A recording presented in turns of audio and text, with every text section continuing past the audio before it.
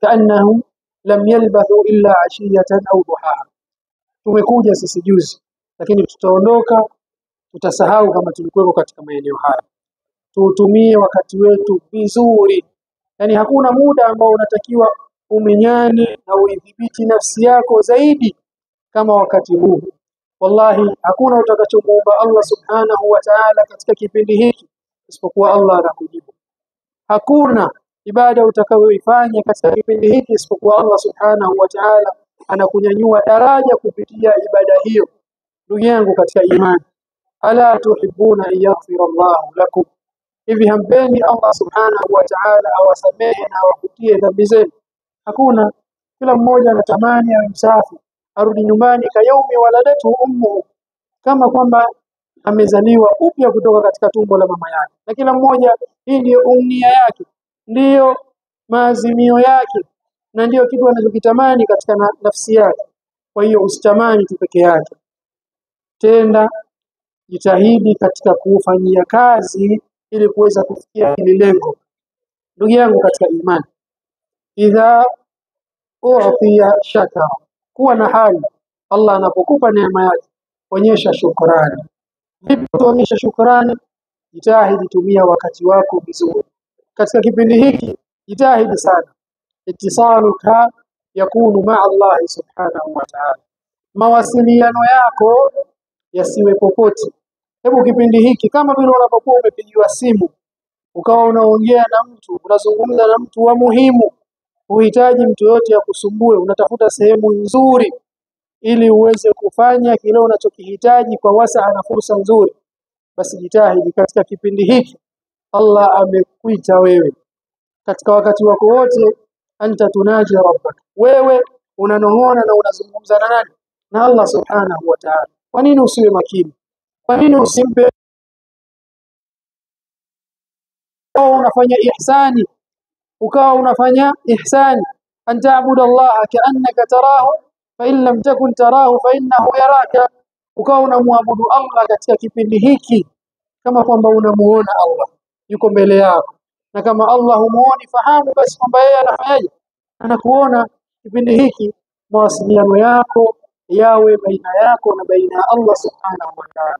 Simu akbaru shaytan fi hadha zaman, simu zetu hizi ni shaytani mkubwa sana katika kipindi ambacho tunacho hivi sasa. Wallahi jitahidi katika kipindi hiki, mambo mengi ulikuwa unayafanya na utaendelea kuyafanya, lakini jitahidi hizi siku chache ambazo Allah amekupa neema yake, amekuchagua kuwa ni miongoni mwa wageni wake, muonyeshe ihsani na ikramu. Fanya adhkar, mtaji Allah subhanahu wa ta'ala, msalie Mtume sallallahu alaihi wasallam, kithirisha zaidi kusoma Qur'an, fanya khairi mbalimbali, kisha ukitaraji malipo kutoka kwa Allah subhanahu wa ta'ala. Kun mukhlisan lillah, fanya kwa ajili ya nani? Kwa ajili ya Allah subhanahu wa ta'ala. Usifanye kisha ukawa unafanya kwa ajili ya kutaka kuonekana na watu wengine. Wallahi hautapata kitu, kwa sababu sharti ya kukubalika yale tunayoyafanya, wallahi kwanza ni ikhlas. Kuyafanya yale unayoyafanya kwa ajili ya nani? Kwa ajili ya Allah subhanahu wa ta'ala. I'mal lillah, fanya kwa ajili ya Allah subhanahu wa ta'ala, kisha fanya kwa elimu. Kile unachokifanya fanya ukiamini kwamba hiki mwalimu wangu mimi ni Mtume salawatullahi wasalamuhu alayhi, amenitaka nifanye hiki katika namna hii na sura hii. Kwa hiyo ukiwa utayafanyia kazi masharti haya vizuri, matendo yako yakawa na ikhlas, kisha ukayafanya matendo yako kwa mafundisho ya Mtume salawatullahi wasalamuhu alayhi, basi amini kwamba Allah subhanahu wa ta'ala atapokea ibada yako. Faman kana yarju liqa'a rabbih falyamal 'amalan salihan wala yushrik bi'ibadati rabbih ahada. Masharti ambayo Allah ameweka kukubali matendo yetu tunayoyafanya ni ikhlas, na kuyafanya huku ukiwa unafahamu. Kwa hiyo tujitahidi tuyafanye yale tunayoyafanya tukitaraji malipo kutoka kwa nani? Kwa Allah subhanahu wa ta'ala. Na unapoyafanya yafanye uwe na hali mbili, yafanye yale unayoyafanya ukitaraji kwamba Allah atayapokea na atayakubali, lakini vile vile usiache kuwa na nini, na hofu kwamba huenda haya unayoyafanya, huenda haya ni habaa madhura, Allah asiyapokee kutoka kwangu. Wallahi siku ya Arafa, siku ya jana, tukiangalia siyar as-salihin, historia za wale wema waliotutangulia, mtu alikuwa anakaa katika kiwanja cha Arafa anamuomba Allah subhanahu wa ta'ala mpaka inafikia hatua ya kuzama kwa jua, lakini anaogopa, analia, anakuwa anawaza huenda kwamba yale aliyofanya yote, dua zote alizoziomba, huenda Allah hakumkubalia chochote katika yale. Na sio wema tu waliotutangulia, tuangalie daraja la kwanza. Allah subhanahu wa ta'ala anasema katika Qur'ani, walladhina yu'tuna ma ataw wa qulubuhum wajlatun annahum ila rabbihim raji'un. Na kuna ambao wanafanya ya kuyafanya katika maisha yao, lakini bado nyoyo zao zinakuwa zina hofu. Bibi Aisha radhiyallahu anha baada ya kuisoma aya hii akamwambia Mtume sallallahu alayhi wasallam, ahum alladhina yasriquna ya Rasulullah, ewe Mtume wa Allah, aya hii makusudio yake Allah anawakusudia kwamba wanafanya yale wanayoyafanya, lakini kuna kundi fulani la watu linafanya mengi, na pia wanaogopa kwamba huenda Allah subhanahu wa ta'ala asiwakubalia yale wanayoyafanya. Bibi Aisha akapata mushkila katika aya hii, akamuuliza Mtume sallallahu alayhi wasallam, makusudio hasa wanaokusudiwa katika aya hii ni kina nani? Ni hawa ambao wanaozini, wanaoiba, wanaofanya mengi katika maasi ya Rasulullah?